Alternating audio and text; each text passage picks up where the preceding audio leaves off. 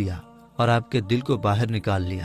اس کے بعد آپ کے دل کو زمزم کے پانی سے دھویا اور آپ کے دل پر جو ایک کالے رنگ کا چھوٹا سا لوتھڑا تھا اس کو ہٹا دیا اور یہ کہا کہ آج سے شیطان کے حصے کو دور کر دیا، اور اس کے بعد آپ کے دل کو واپس آپ کے سینے میں رکھ دیا۔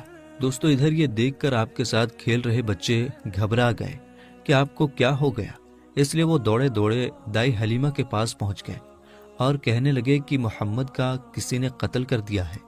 تو یہ سن کر دائی حلیمہ بہت گھبرا گئیں اور پریشان ہو اٹھی اور بھاگتی ہوئی سوچنے لگی کہ مجھے 2 سال کے بعد ہی اس کو اس کی ماں کو دے دینا چاہیے تھا، اب اس کی ماں کو میں کیا منہ دکھاؤں گی۔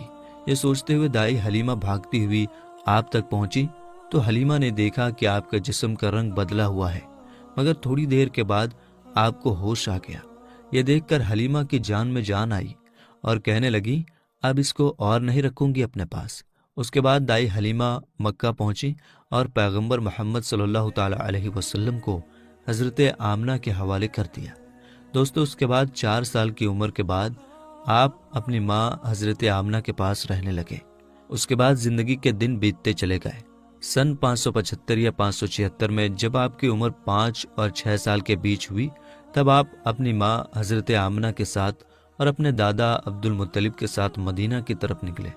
مدینہ میں آپ کے لیے 2 خاص باتیں تھیں۔